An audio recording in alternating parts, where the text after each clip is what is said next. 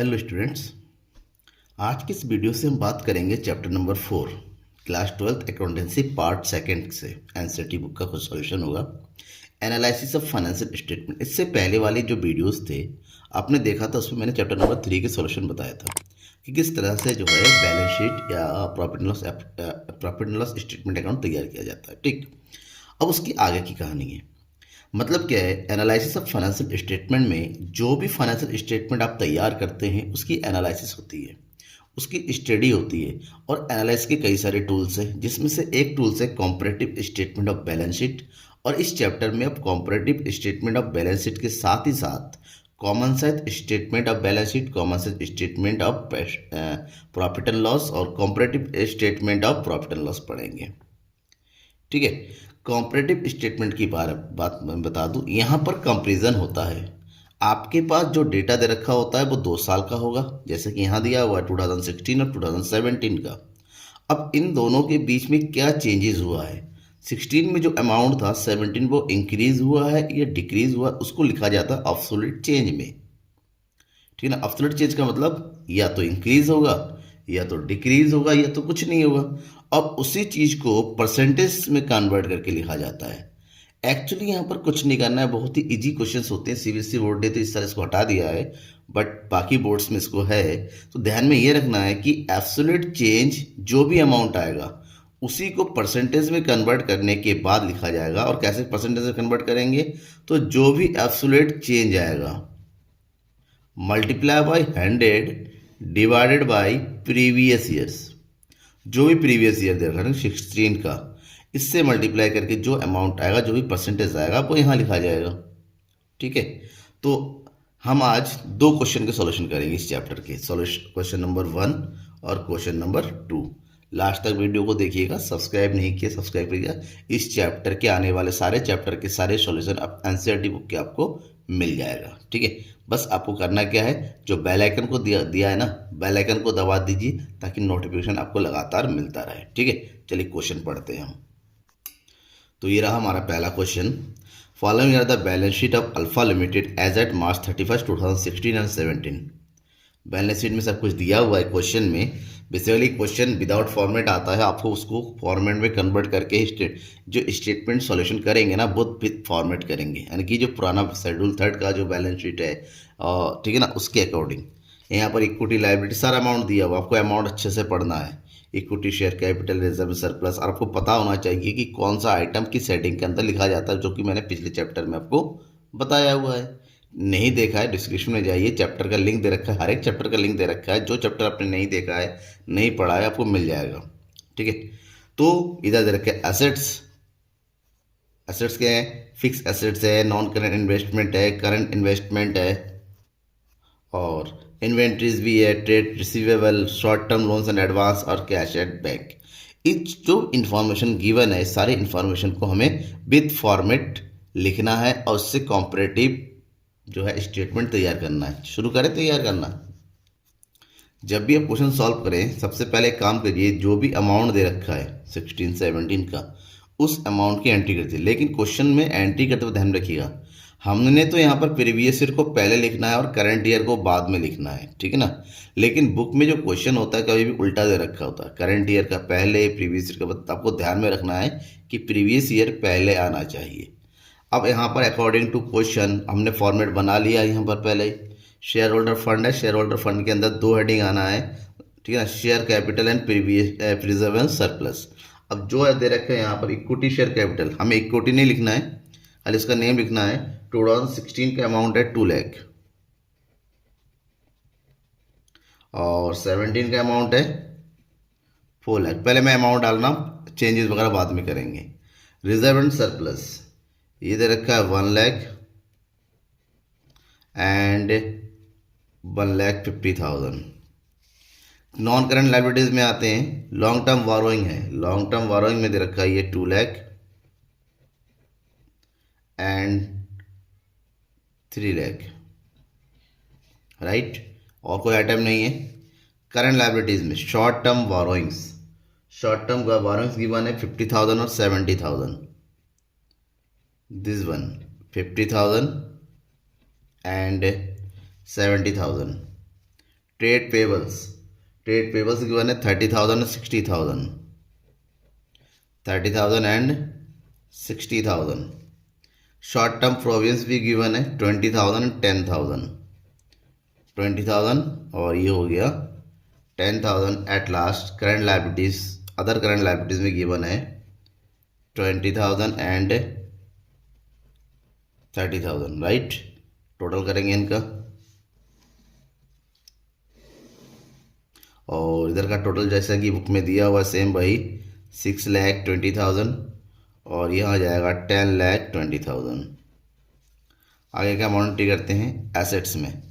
Non current assets में heading बनता है फिक्स एसेट्स, और उसमें दो आइटम आते हैं टेंजिबल इंटेंजिबल। बुक में फिक्स एसेट्स के नाम से ही दे रखा है, तो आपको टेंजिबल इंटेंजिबल लिखने की कोई ज़रूरत नहीं है। और ये अमाउंट दे रखा है 2 lakh, 5 lakh. Non current investment given है 1,25,000। करंट एसेट्स में आते हैं, करंट इन्वेस्टमेंट गिवन है 60,000 एंड हेयर इज 80,000। इन्वेंट्रीज 1,35,000 और ये गिवन है 1,55,000। Short term loans and advances 40,000 और हेयर इज 60,000। मैं अभी कॉपी कर रहा हूँ, देन कॉपी करने पे भी आपको 50% मार्क्स है, क्योंकि ये कॉपी जो हो रहा है विद फॉर्मेट हो रहा है। कैश एंड कैश इक्विवेलेंट है 25,000 एंड हेयर इज 10,000। टोटल और ऑब्वियसली एसेट्स एंड लायबिलिटी का टोटल हमेशा कैसा होना चाहिए, इक्वल होना चाहिए, और इक्वल है। ये कंप्लीट हो गया। बस ये हमारा 50% हुआ है, लेकिन मेन काम अभी बचा है। मेन काम क्या बचा हुआ है हमारा, अब यहाँ पर ये देखना है 2016 में शेयर कैपिटल है 2 लाख और 2017 में कितना बढ़ गया है 4 लाख, मतलब 2 लाख इंक्रीज हुआ है, 2 लाख बढ़ गया है। अब इसको परसेंटेज में कन्वर्ट करना है। परसेंटेज में कन्वर्ट करने के लिए आपको रफ लेना पड़ेगा हाथ में। अब क्या करेंगे, कितना चेंज हुआ है 2 लाख। मैं एक बार आपको समझा देता हूँ। मल्टीप्लाई बाय 100 डिवाइडेड बाय पुराना कितना है, प्रीवियस ईयर का भी 2 लाख। 2 लाख से 2 लाख कट गया, दैट इज 100। इसका मतलब 100% चेंज हुआ है, तो परसेंटेज आप यहाँ लिखेंगे 100%। ठीक है, ये आ गया। अब कितना हो गया 1 लाख और 1,50,000, मतलब 50,000 का इंक्रीज हुआ है, तो यहाँ लिखिए 50,000। 1 लाख का 50,000 कितना होता है, आधा होता है, आधा मतलब 50%।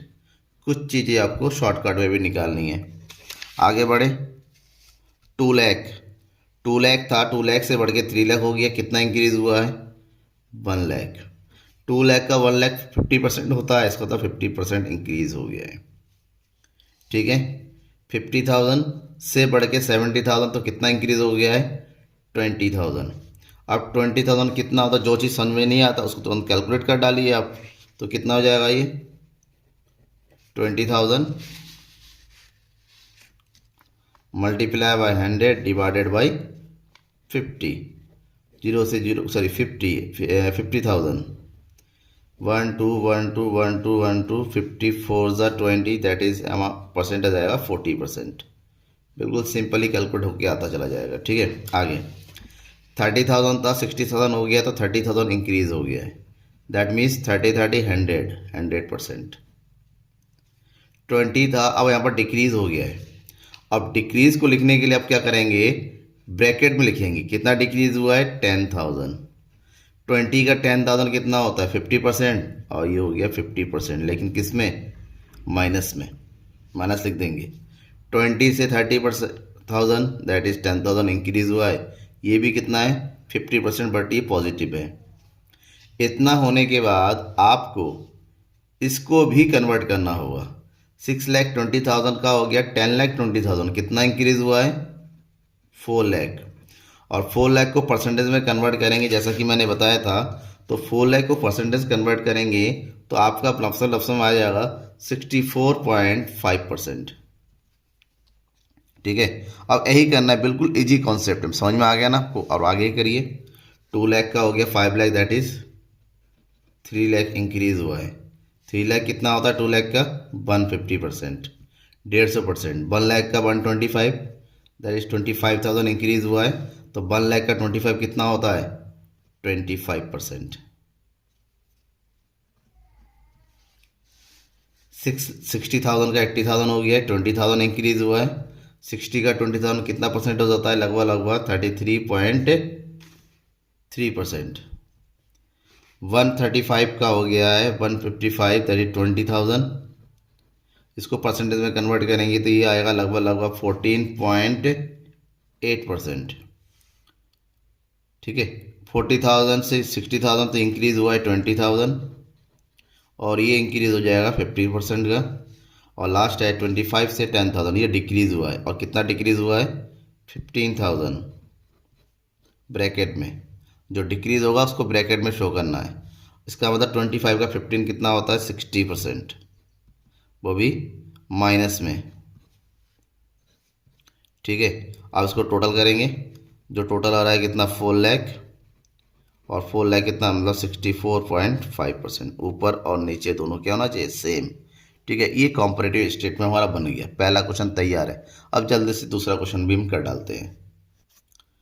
क्वेश्चन नंबर 2, सेम वही काम करना है। Following are the balance sheet of Beta Limited at March 31, 2016 and 17 का दे रखा है बैलेंस शीट। अब इस बैलेंस शीट में क्या करना नहीं लिखा हुआ, लेकिन आपको पता होना चाहिए, यहाँ पर कॉम्परेटिव स्टेटमेंट ही आपको बनाना है। ठीक है। अब बैलेंस शीट में सारे आइटम दे रखे हैं, आपको ध्यान में रखना है। ठीक है ना। इक्विटी शेयर लायबिलिटी में इक्विटी शेयर कैपिटल दे रखा है, रिजर्व एंड सरप्लस है, लोन फ्रॉम IDBI। जब नॉर्मल लोन लिखा होता है ना, वो लॉन्ग टर्म लोन ही होता है, ध्यान में रखिएगा। Short term borrowings, trade payables, short term Providence, other current liabilities. Amount given है, बुक आपके पास होगा ही, नहीं होगा तो मैंने अपनी किनारे पे देखिए लगा रखा हूँ इसको हर बार। टोटल एसेट्स, फिक्स एसेट्स है, नॉन करंट इन्वेस्टमेंट है, करंट इन्वेस्टमेंट है, स्टॉक, ट्रेड रिसीवर्स। आपको भी यहाँ पर सेम वही जो फॉर्मेट है, विथ फॉर्मेट उसकी एंट्री करनी है। फॉर्मेट आपको बना लेना है, फॉर्मेट आपको रट लेना है, फॉर्मेट आपके अंदर होना चाहिए, क्योंकि जरूरी नहीं यहाँ पर ऐसे क्वेश्चन दे रखा है एग्जाम में ऐसा ही आए। हो सकता है ये एग्ज़ाम में जो है, जो अपने क्लास 11th का बैलेंस शीट पड़ा है उस तरीके से दे रखा हो, उसको फिर उठा के आपको इस फॉर्मेट में डालना है। तो आपको पता होना चाहिए कि जैसे कि मैंने इससे पहले वाले चैप्टर में बताया था कि कौन सा आइटम किस हेडिंग में अंडर में लिखा जाता है, वो आपको पता। यहाँ पर एक चीज़ है, नोट्स ऑफ अकाउंट बनाने की कोई ज़रूरत नहीं है। ठीक है। तो जैसे कि मैंने फॉर्मेट ऑलरेडी बना रखा है इस क्वेश्चन का, तो आपको भी जब भी सॉल्व करेंगे फॉर्मेट पहले बना लीजिए। हाँ, एक क्वेश्चन में एक चीज़ है, आपने जब देखा होगा क्वेश्चन को, एक चीज़ है कि जैसे मैं बार बार बता रहा था कि यहाँ पर 2017 पहले दे रखा है, 16 बाद में दे रखा है। बस ध्यान में रखिएगा आइटम एंड का। अक्सर बच्चे जो है गलती करते हैं कि जैसा दे रखा है डिक्टो उतार लेते हैं। डिक्टो नहीं, 16 को पहले लिखना है, 17 को बाद में लिखना है। ठीक है। सबसे पहला काम क्या होता है, हम इसको जैसा कि पहले क्वेश्चन में किया था उतार लेते हैं अमाउंट। शेयर होल्डर फंड में पहले क्या? Share capital. Equity share capital दे रखा है 17 का 4 लाख और 16 का 3 लाख, तो हम पहले लिखे हम 3 लाख, और यहाँ आ जाएगा 4 लाख। ठीक है।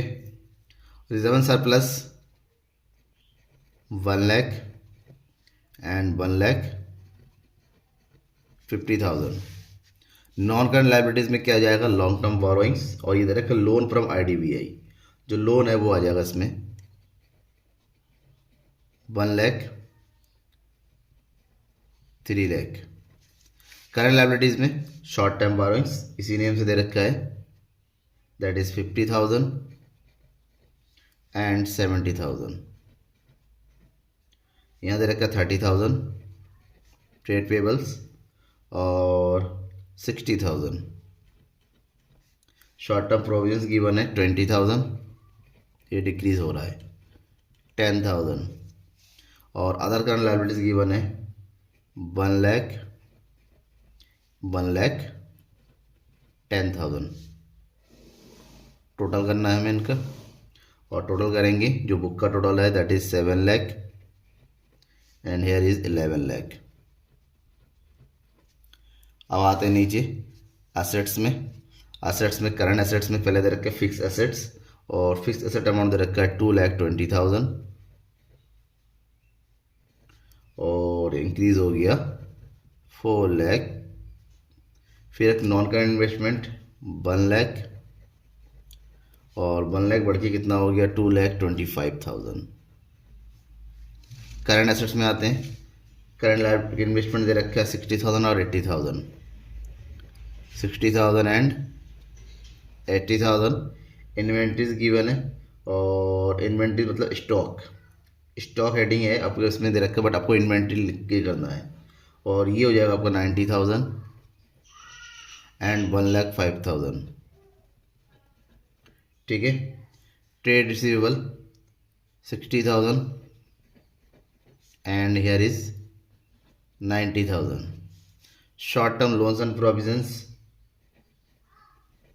85,000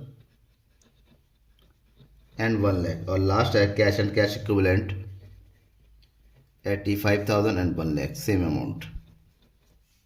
now the total, and the total is 7 lakh and 11 lakh. ठीक है, हो गया। अब हम मेन काम में आते हैं, किस में करेंगे, एब्सोल्यूट चेंज निकालेंगे। शेयर कैपिटल 3 लाख था, 4 लाख हो गया, कितना इंक्रीज हो गया है 1 लाख। ठीक है, मैंने क्या बताया था, परसेंटेज चेंज भी 100 निकालेंगे। परसेंटेज कैसे निकालेंगे आप, ये हो गया 1 लाख इंक्रीज हो गया, multiply by 100 divided by previous year, that means 3 lakh. 3 lakh से डिवाइड करना है, 1 2 0 कट गया, ये 2 0 कट गया, ये 0 कट गया, 100, और 3 से 100 को डिवाइड करेंगे तो ये आ जाएगा 33.33%। आपको ये ध्यान में रखना होगा कैसे कैलकुलेट करते हैं। ये हो जाएगा 33.3%। 1 लाख था 150 हो गया, यानी कि 50,000 इंक्रीज हो गया है। 1 लाख का 50,000 कितना होता है 50% होता है। 1 लाख से 3 लाख कितना हो गया 2 लाख इंक्रीज हो गया, डबल इंक्रीज हुआ, डबल मतलब 200%। ठीक है, 50,000 से 70 हो गया, दैट इज़ 20,000 इंक्रीज हो गया है, और 50,000 का 20% कैलकुलेट करेंगे, दैट इज़ 40%। 30,000 का 60,000 हो गया, 30,000 इंक्रीज हो गया, पूरा इक्वल, जो इक्वल इंक्रीज होता है तो ये हो गया 100%। 20,000 था, 10,000 हो गया, डिक्रीज हुआ है यहाँ पर 10,000 का, बट कितना 50% डिक्रीज हो गया, तो ये हो गया -50%। और 1 लाख का 110 हो गया, 10,000 इंक्रीज हो गया, और 1 लाख का 10,000 कितना होता है 10% होता है। अब ओवरऑल निकालेंगे, 7 लाख का 11 लाख हो गया, कितना इंक्रीज हो गया 4 लाख। 7 लाख से 4 लाख का परसेंटेज निकालेंगे तो ये आ जाएगा 55.55% हो गया। सेम इसी तरह एसेट्स का करेंगे, 2,20,000 था, 4 लाख हो गया है, 1,80,000 इंक्रीज हुआ है। परसेंटेज में इसके चेंज करेंगे तो 81.8% आएगा। 1 लाख का 125 हो गया है, यानी कि 1,25,000 इंक्रीज हुआ है, और ये है 125%। 60,000 का 80,000 हो गया है, 20,000 इंक्रीज हुआ है, और ये आ जाएगा 33.3%। 90 का 1,05,000 हो गया है, 15% इंक्रीज हुआ, 50,000 इंक्रीज हुआ है, और परसेंटेज में आएगा 16.6%। 60 का 90 हो गया है, दैट इज़ 30,000, और 60 का 30 कितना होता है 50% होता है। 85 का 1 lakh, that is 15,000, percentage is 17.6%, और इसका भी सेम है 15,000 17.6%। ओवरऑल निकालेंगे, दोनों का चेंज है 4 लाख, और 4 लाख का परसेंट ऊपर जैसा आया 55.55%। ठीक है, ये है आपका कॉम्परेटिव स्टेटमेंट। बिल्कुल सिंपल चीज़ है, आपको बस ध्यान में रखना है कि किसको कहाँ लिखा जाए। आप करना कुछ नहीं है, प्लस माइनस ही करना है, कुछ नई चीज़ नहीं है, पर वही पुराना चीज़ है, बस इसमें एक स्टेप ज़्यादा करना है आपको। इस बात को ध्यान में रखेंगे तो कभी नहीं भूलेंगे। ठीक है, थैंक यू एवरीवन, सब्सक्राइब करके रखिएगा ताकि आपको आगे क्वेश्चंस भी जल्दी मिल जाए।